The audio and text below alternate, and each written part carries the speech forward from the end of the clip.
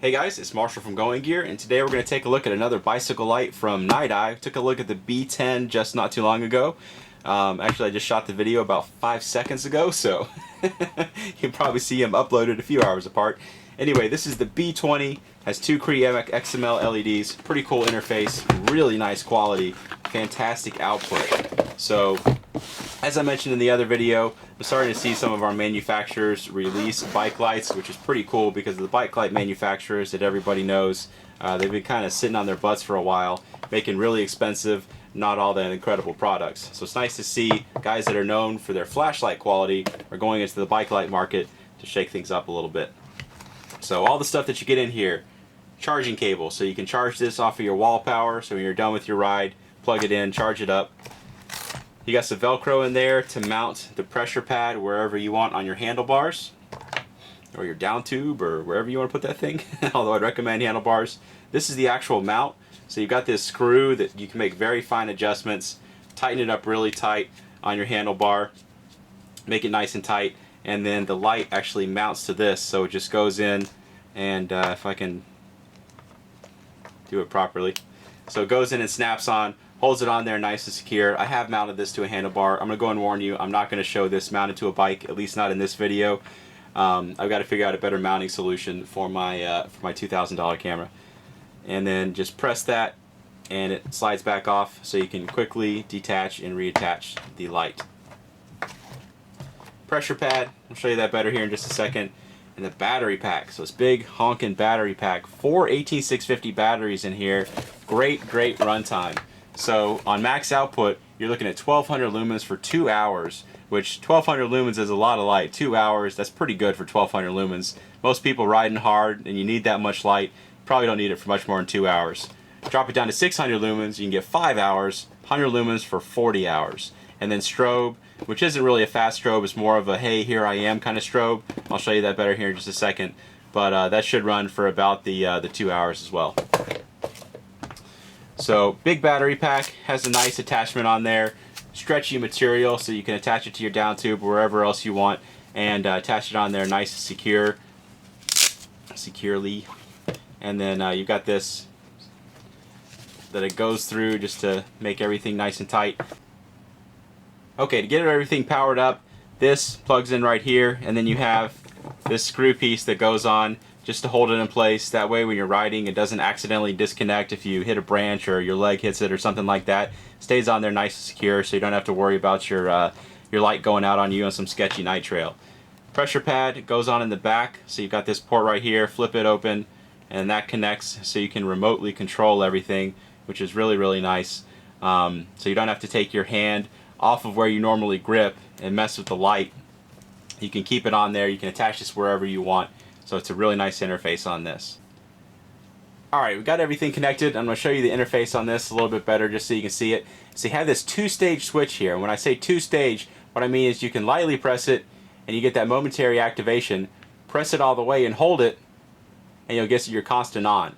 Press it all the way again and you get a flashing mode, and then just tap it really lightly so you got that two-stage. It's kind of like a camera shutter release. So lightly press it and you'll get your 3 different outputs, and then press and hold again to turn it off. So it's not like you're accidentally going to turn this thing on and off. I mean, you can accidentally get the momentary activation, but you're not going to have this thing on the constant on by accident. So press and hold for the constant on, and then again. So if you want, you don't actually have to use the pressure switch. I would recommend using the pressure switch because then you don't have to take your hands off of your grips and mess with the light or anything like that up here. You can do all that if you want to switch to the flashing modes from this thing right here. You can put it on your handlebar grips and it'll be a lot easier. So the interface is the same thing on the pad, except you have 2 buttons here. So this little textured one up here on the top is like the full press. So if you press and hold that, that's how you get your constant on. Tap it and you have the flashing mode. Quick note on the flashing mode, I highly recommend pointing this down. Point it at the road in front of you or the road behind you if you're using this as a signaling thing when you're in an urban setting, because 1200 lumens flashing in somebody's eyes, especially if they're in a car, is not really a good thing. It's not something I'd recommend unless you want to get hit by a car. And then the pressure pad, lower down on there. The other switch, that's like if you do the soft press on the main metal switch. it'll switch between the 3 different outputs. And then again, just press and hold to turn it off.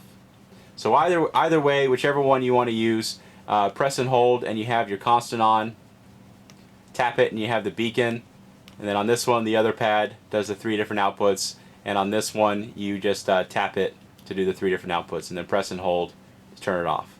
And you saw the battery indicator light up. That actually depends on the mode that you have it in. So you can see it's got 2 little bars right now, so showing you about half-life, but this is based on max output. If I drop the output down to one of the lower levels, you'll see that I'm going to get better battery life. So it's a nice little indicator, gives you a good idea of how much battery life you have left. Alright, so like I said, I'm not going to put this on a bike, but what I am going to do is take this outside so I can show you how it performs outside, just so you can get an idea of the kind of lighting it'll give you. Okay, so we're outside with the B20, got the big 4D mag light that I always use. I know the 4D mag light is a poor comparison for a bike light, but it's what I use in all my flashlight videos, and everybody knows how a 4D mag light performs. So let's go ahead and try out the mag light, show you how it does. There's a little bush, 15 feet, tree out there at 100 feet. Same as it always is if you've seen my other videos. Let's try out the B20. I'm going to use the pressure pad. It's just a little bit easier to use that way. We're just going to use the constant on settings. Alright, so there you go. Pretty good performance, obviously. 1200 lumens on high. Whole heck of a lot of light coming out of this thing. We'll cycle through the different outputs just so you can see how it does. Even on low, 15 feet obviously is no problem. Even out at 100 feet, this is outperforming, especially when I started riding, 10 years ago or so. There's nothing really out there like this, especially not in a relatively compact form. You could get one of those $2 million candle or 2 million candle power lights and strap that to your bike, but that's not the most practical thing in the world. So this is obviously something that's compact, relatively lightweight, and definitely reasonable to attach to your bike. So let's zoom in on that just so you can see what it looks like out at 100 feet.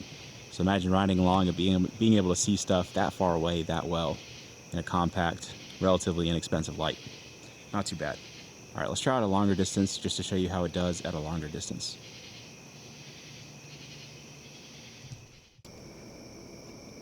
Okay, we have some more distance to work with on the B20. Still have that 4D mag light. We're going to try it out first, and then we'll try out the B20 and show you how it does at a distance.